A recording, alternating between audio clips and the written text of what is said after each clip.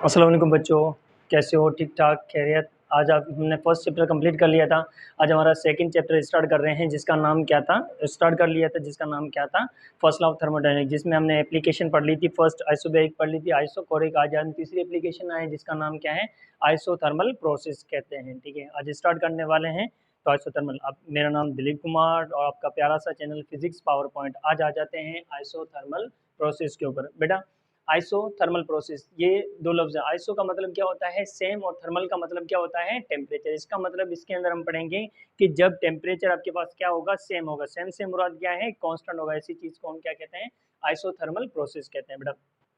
ठीक है, इसके अंदर हम क्या पढ़ते हैं कि एक ऐसा थर्मोडायनेमिक सिस्टम, जब हम हीट दें उस सिस्टम में सिर्फ प्रेशर बढ़े और वॉल्यूम बढ़ जाए, ऐसे प्रोसेस को हम क्या कहते हैं, आइसोथर्मल प्रोसेस कहते हैं। तो डेफिनेशन पे आ जाते हैं बेटा। क्या है कि thermodynamic process the which is carried out in such way that the system undergoes the change but it's the temperature remain constant. मतलब एक ऐसा हमने सिस्टम बनाया हुआ है, जब हम हीट दें उसके अंदर कुछ ना कुछ चीज़ें चेंज हो जाए। जैसे प्रेशर चेंज हो जाता है और प्रेशर के बाद वॉल्यूम चेंज हो जाए, पर टेम्परेचर हमारे पास क्या रहे, सेम रहे। ऐसे प्रोसेस को हम क्या कहते हैं, आइसोथर्मल प्रोसेस कहते हैं। जिसका मतलब क्या है, द टेम्परेचर रिमेन कांस्टेंट। इसका मतलब जहाँ पे टेम्परेचर आपके पास जो रहे वो बेटा क्या रहे, कांस्टेंट रहे। ये टेम्परेचर कांस्टेंट रहे, या हम यहाँ पे एक और वर्ड लिख लेते हैं कि बेटा जिसके अंदर इंटरनल एनर्जी जो है वो आपके पास क्या रहे, कांस्टेंट रहे। इंटरनल एनर्जी डेल्टा यू से हम क्या करते हैं, उसको शो करते हैं। ये जो कांस्टेंट रहे, ऐसी चीज को हम क्या कहते हैं, आइसोथर्मल प्रोसेस कहते हैं। बेटा आपने क्या किया, एक सिलेंडर उठाया है, एक सिलेंडर के अंदर हमने क्या रख दी है, गैस मॉलिक्यूल्स रख दिए हैं। तो ये सिलेंडर के अंदर हमने क्या कर रख दिए हैं बेटा, ये गैस मॉलिक्यूल्स क्या कर रही हैं, इसके अंदर एग्जिस्ट कर रही है। और ये गैस मॉलिक्यूल्स कौन सी है बेटा, ये गैस मॉलिक्यूल्स जो होती हैं आपके पास क्या है, आइडियल गैस है। ठीक है, आइडियल गैस है। अब जैसे आप क्या करोगे बेटा, जब आइडियल गैस कोई कंटेनर लेते हैं, उसमें से आप क्या करते हो, तो हीट देना शुरू कर देते हो। तो जैसे हीट एंटर होती है, तो हमें पता है जैसे किसी चीज़ को हीट देते हैं तो जो भी की चीज़ गर्म अंदर होती है वो क्या हो जाती है, गर्म होना शुरू हो जाए। इसका मतलब उसके अंदर क्या होता है, टेम्परेचर बढ़ना शुरू हो जाता है। पर हमने देखो हीट दी, इसके अंदर क्या होगा, पहले जो टेम्परेचर था उससे थोड़ा सा बढ़ा और क्या हो गया, टेम्परेचर बढ़ गया। पर हीट देने के बाद आपने क्या करता है, इस हीट को क्या कर दो बेटा, स्टॉप कर दो। अब हीट दी थोड़ी देर के लिए, उसको रुक जाओ। जैसे रुकोगे तो देखो कि क्या होगी, जो हीट आपने दी है वो हीट जो है इस सिस्टम को, इस पिस्टन को क्या करेगी, उठाने के लिए काम कर रही है या नहीं। तो देखा हमने कि ये सिस्टम क्या कर रहा है, इस पिस्टन को उठा के ये पहुंचा रहा है, यहाँ पे पहुंचा दिया। कहाँ पे पहुंचा दिया, यहाँ पे हमारे पास पहुंच गया। तो V1 से V2 हो गया, और यहाँ पे प्रेशर क्या था, P1 से हमारे पास क्या हो गया, प्रेशर 2 हो गया। ठीक है, ऐसे प्रोसेस को हम क्या कहते हैं, आइसोथर्मल। बेटा देखो हीट दोगे तो ऐसे नहीं कि आपने हीट दी कि जल्दी जल्दी में काम हो जाए, नहीं, आप हीट दे रहे हो, थोड़ी देर के लिए रोक ली। हम सपोज करते हैं कैसे कि आपने हीट दी, उसके अंदर 5 जूल एनर्जी आ गई। 5 जूल एनर्जी में से क्या हुआ कि 3 जो जूल थी वो इस पिस्टन को उठाने में लगी। ये आप पिस्टन क्या कर रहा है, ये उठ रहा है, ओ ये आ गया यहाँ पे। ठीक है, फिर हमने क्या किया कि 2 जूल बची थी, वो क्या करेगी, और ज्यादा मजीद काम करेगी। फिर क्या किया, उन लोगों ने पिस्टन उठाया और ये पहुंच गया यहाँ पे। तो ये प्रोसेस जो होता है वो क्या होता है, बहुत ही स्लो प्रोसेस होता है। तो आइसोथर्मल जो प्रोसेस होता है बेटा, ये प्रोसेस क्या होता है, ये स्लोली प्रोसेस होता है, बहुत ही स्लो प्रोसेस होता है। क्यों स्लो प्रोसेस होता है, क्योंकि हमें टेम्परेचर को मेंटेन करना पड़ता है। तो इसका बेटा एग्जांपल बता देते हैं। तो हमारे पास क्या है, बेस्ट एग्जांपल आ जाती है कि इंजेक्शन जो हम लगवाते हैं, तो इंजेक्शन क्या होते हैं, दो तरह के, एक आईवी होता है, एक क्या होता है, आईएम होता है।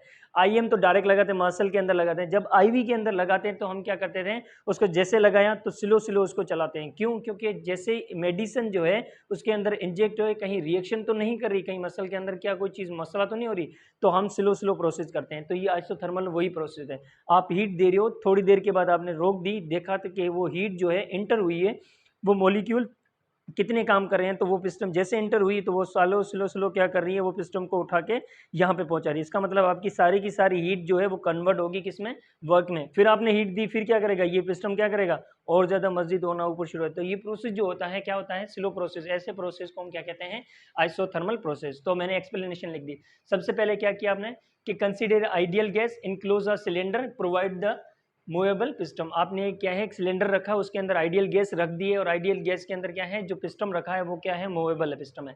सेकंड क्या कर रहा है, the cylinder has the non conducting wall, base is the conducting. इसका मतलब क्या है कि ये नीचे वाला जो हिस्सा है ये कंडक्टिंग है, और ये दीवारें जो वाल हैं ये इसके क्या है बेटा, नॉन कंडक्टिंग है।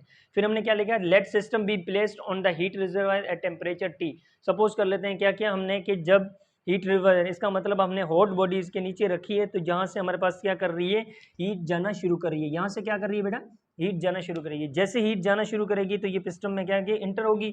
जैसे इंटर होगी तो क्या होगा, the gas is allow to the expansion. अब वो जैसे इंटर होगी वो गैस क्या हो जाएगी, एक्सपेंशन। पहले प्रेशर बढ़ा था, फिर प्रेशर कम हो गया क्योंकि आपने हीट रोक दी है। पहले प्रेशर बढ़ा, ये पिस्टन मूव होके यहाँ पे बच गया, तो प्रेशर क्या हो गया, बराबर हो गया। पर अभी भी मजीद जो आपके पास क्या है, पिस्टन अभी भी ऊपर जा रहा है। इसका मतलब पिस्टन अभी भी ऊपर जा रहा है, तो प्रेशर आपका क्या हो रहा है, डिक्रीज होता जा रहा है, और भी डिक्रीज होता है। आगे क्या लिखा, the gas is expansion by decrease the pressure on the piston. जैसे जैसे पिस्टन ऊपर होता जाएगा, पहले हीट दी, देखो बेटा प्रेशर बढ़ा, ठीक है, पहले हीट दी, क्या हुआ, प्रेशर बढ़ा। प्रेशर बढ़ने के बाद देखा क्या हुआ, ये पिस्टन में क्या कर रहा है, मूव होके यहाँ पे पहुंच गया। इसका मतलब प्रेशर बराबर हो गया। फिर भी क्या कर रहा है, ये रुका नहीं, क्योंकि 2 जूल वर्क बच गई थी, तो इसका मतलब 2 जूल अभी भी उठा रहे। तो अब क्या हो गया, प्रेशर जो पहले से ज्यादा कम हो चुका है। तो इस वजह से मैंने यहाँ पे लिख दिया कि क्या हो जाएगा, जब एक्सपेंशन होगी तो इसके अंदर क्या हो जाएगी, डिक्रीज द प्रेशर हो जाएगा। सेकंड में अगर ये सेकंड चीज क्या कर लेते हैं, कूलिंग प्रोसेस। कूलिंग प्रोसेस का मतलब उसके ऊपर हम छोड़ देते हैं हीट को, ऐसे पुश करना शुरू करते, ऐसे कर देते हैं।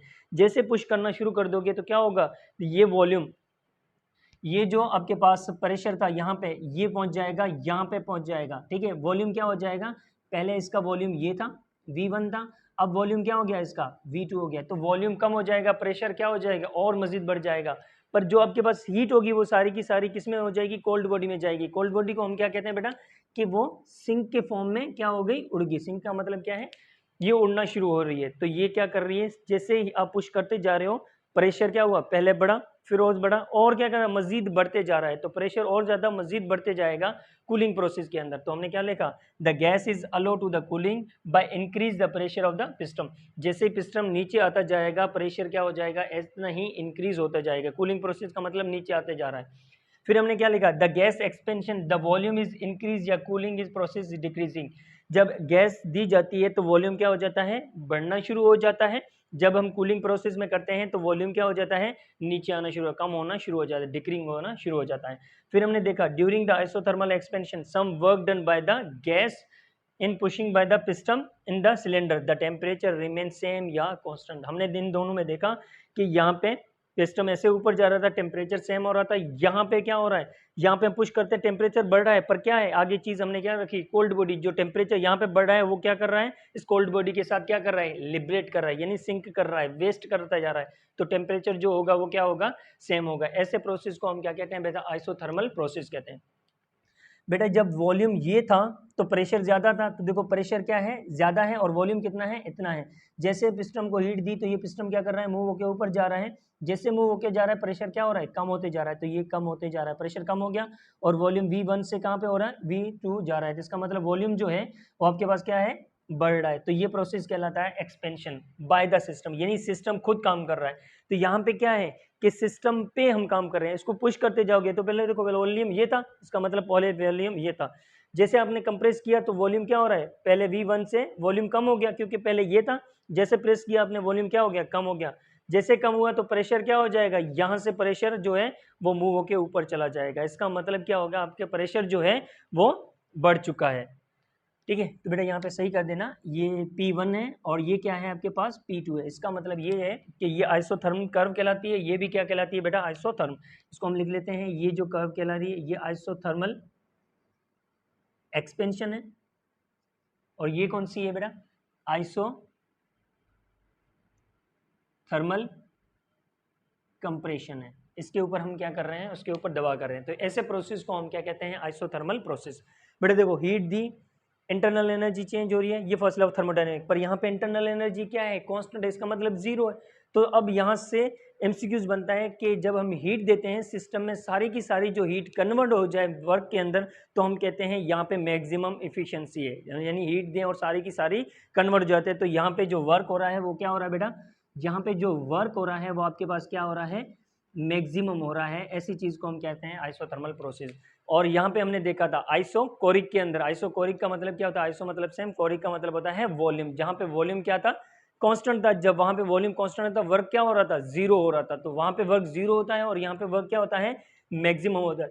हो जाता है। ऐसे चीज़ को, ऐसे प्रोसेस को हम क्या कहते हैं, आइसोथर्मल प्रोसेस कहते हैं। अब थर्ड एप्लीकेशन पढ़ने वाले हैं जिसका नाम क्या है, एडियाबेटिक प्रोसेस है। तब तक आप स्क्रीनशॉट ले लें तो हम इसको रिमूव कर देते हैं।